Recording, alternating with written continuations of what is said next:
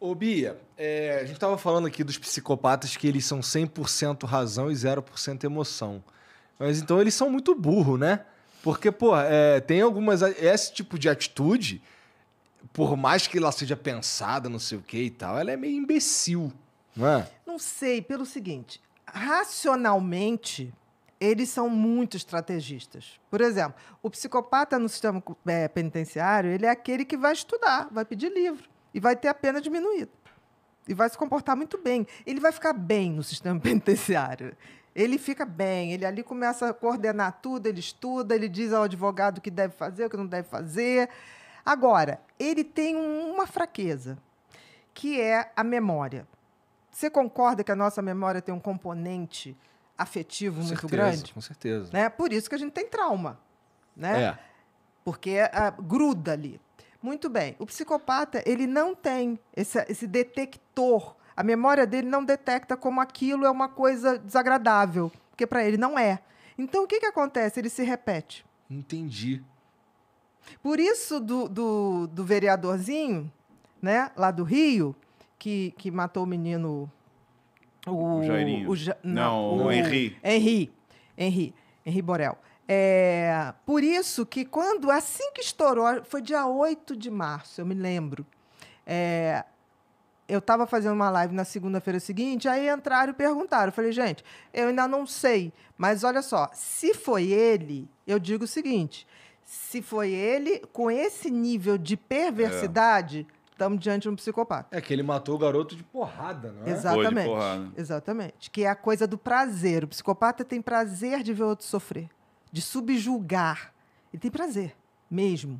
Não é prazer sexual. O prazer é você ter ali a criança, ou seja lá o que foi, implorando. Vida e morte. Vida e morte na mão. E aí, eu falei assim, é muito simples. Se ele é só procurar. O regresso. Eu te chamo de HPP, História Patológica Pregressa. Todo psicopata tem um HPP. Olha sempre, que interessante. Sempre. E quanto mais grave, mais ritualizado e mais você vai achar. E aí foi pipocando, né? Quando eu fiz a análise, eu fiz ali no dia seguinte, e eu me assustei, porque, de novo, ele se colocou dentro da cena, sem perceber. Porque teve um momento que ele fala assim, mas como é que a gente ia saber que ele tinha todos os hematomas? E olhou na lembrança como se estivesse olhando o menino ali. Na hora eu gelei, eu falei, caraca, como é que ele lembra de uma cena que ele não estava lá? E aí eu tive essa mesma percepção. Eu falei assim, busca o passado desse cara. Porque ninguém parte do zero para um nível de morte dessa, de perversidade dessa. Não existe. Ele pode ter treinado, porque tem o requinte, né? Refinar a psicopatia, né? O prazer dele. Tem e ele vai refinando e escalando, né, doutora? Ele vai refinando e escalando, exatamente. O que acontece com o psicopata? Ele vai, quanto mais grave isso acontece, ele vai vendo que aquilo vai ficando mais ousado. Aí ele quer mais dificuldade, ele quer mais o risco, ele tem um prazer com isso. Então ele vai sofisticando a maldade.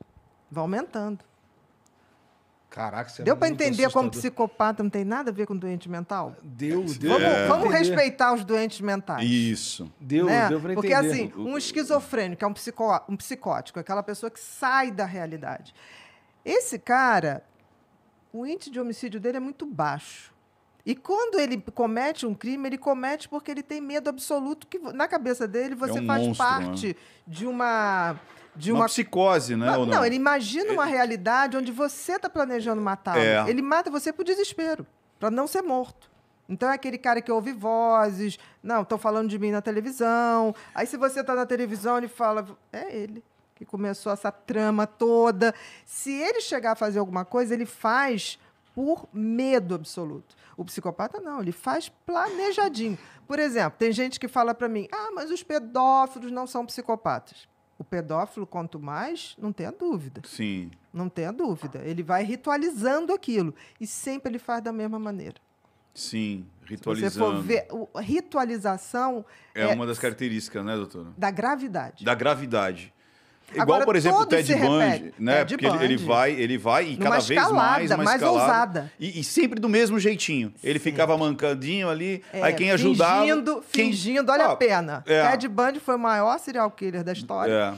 Ele botava um gesso fajuto, né? E ia mancando, aí ele vinha uma menina passando, aí ele abria a coisa do O carro. Fusca, a dificuldade. mala. Aí a pessoa, deixava os livros cair. Não, vou lhe ajudar. Ali ele já dava uma paulada na Com martelo. Com martelo, né? Com um taco de beisebol agora, também. olha a perversidade, Igor. É tipo assim, quem era altruísta, ou seja, quem era bonzinho, morria.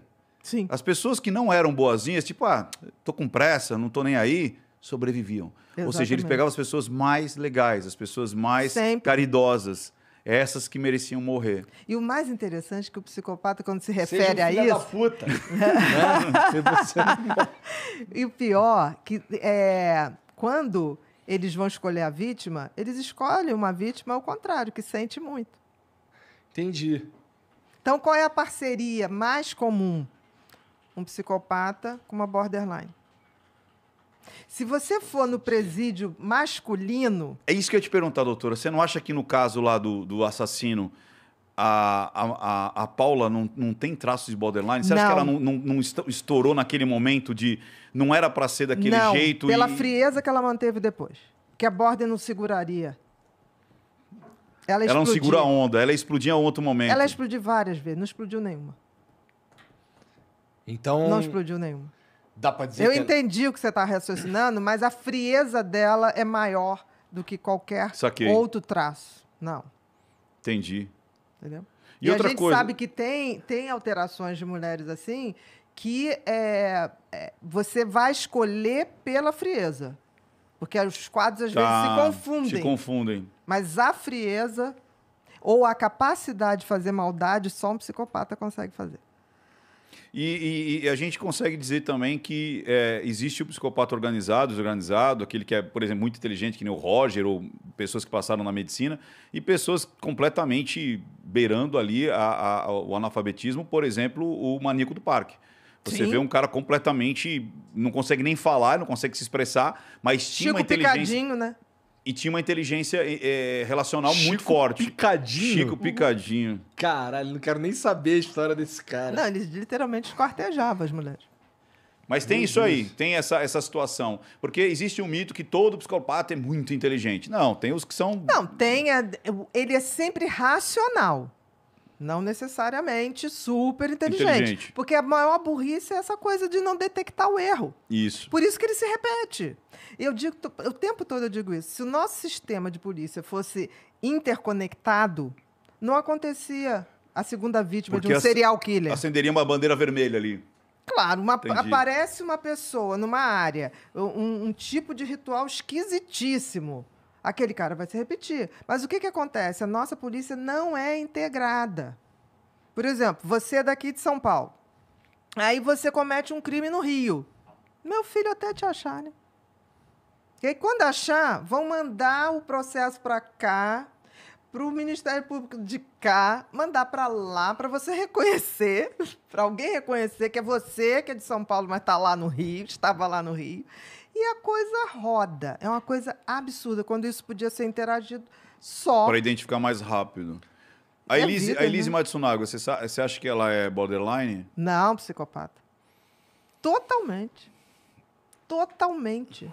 Aquele discurso da Elisa, de tipo assim, o empoderamento, né? Uhum. Ela quase virou a feminista que detonou o marido, Sim, né? sim, na cadeia, na saída dela, as mulheres batem palma pra Gente, ela. isso é um absurdo.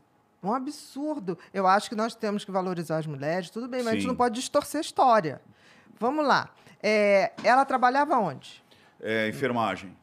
Não. Sabia? Depois. Antes, você foi fala. para menina, Antes foi para uma casa de programa. Ela era menina é isso sushi. aí, é isso aí. Ela fazia Que é muitos aquela programas. prostituição Desde o Paraná, é isso ela aí. começou como menina Começou sushi. como garota E aí de programa. você chegava lá, ela estava nua com as Certo. peças sendo servido o seu combinado. Muito bem. Quando ela conheceu aquele cara, ele já saía com uma amiga dela. Sim. Aí você vê, ela mirou ali, ela roubou da amiga, e aí depois ela fez todo o planejamento, porque vamos combinar, gente. A mulher foi de uma frieza. O border não consegue. Entendi. O border explodiria, quebraria a casa inteira. Entendi. Chamaria. E é o contrário. Eu tive uma vez uma paciente border que ela pegou uma traição do marido e ele era um cara muito poderoso. Então ela sabia que não ia ter como. Sabe o que ela fez? Pegou o armário de casa, jogou nela, foi para a polícia denunciar que tinha apanhado. Tamanha é a raiva. Porque o problema é prejudicar o outro. Entendeu? Ela ali, imagina que a mulher passou, botou a filha para dormir, matou o marido. Esquartejou. Depois da pizza, né? Comeu a pizza. Deixou o sangue coagular. Coagular para não sangrar. Para não sangrar, que você sabe disso, né? O sangue tem que coagular, senão... E aí ela ficou a noite inteira esquartejando. Imagina o grau de frieza que tem que ter uma pessoa dessa para sair com as malinhas de manhã. Eu comecei a achar uma coisa muito estranha quando ela dizia assim, eu apresentei o mundo para ele. Eu ensinei ele a tomar vinhos e ir para os restaurantes. Eu falei... Amor, isso não existe, né? Você vindo de chopezinho, ensina um cara que é multimilionário, que já nasceu num berço, eu que ensinei ele a tomar vinho. Não, e aí eu falei, nossa, essa a mina coisa... tá surtando. Não, para você ver que muda a narrativa, né? Ele me deve. Não, você falar com o maníaco do parque, fala assim, mas como é que você é um cara feio, pobre, motoboy na época? Como é que você levava essas mulheres lá pro parque e fazia tudo isso? Elas que queriam, elas que escolhiam, a ambição é delas. Quer dizer, ele não tem problema nenhum. Isso. Que nem os pedófilos. Você fala assim, mas como é que você fez isso com a criança? Não, mas a menina ela também estava me seduzindo. Entendeu? Assim. Mas você vê, olha o short que ela estava. Gente, sabe o que acontece com o psicopata? Toda vez que você olha uma situação e você ouve uma justificativa para coisas injustificáveis, é o psicopata. Porque, olha só, uma criança pode estar nua. Ninguém tem direito de abusar de uma criança. Não, é uma criança. É não, tipo uma mente normal. Ela pode estar brincando. Mas você não tem esse direito. É que nem no Nardoni. Mas, Bia, eu não vejo nem direito. Eu vejo uma coisa assim... Você tem o dever de proteger uma criança.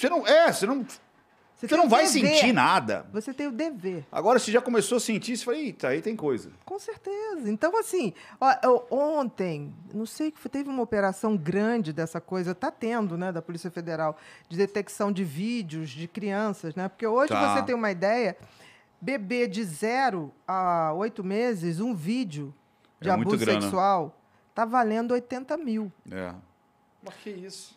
Mas olha a loucura, né? Imagina.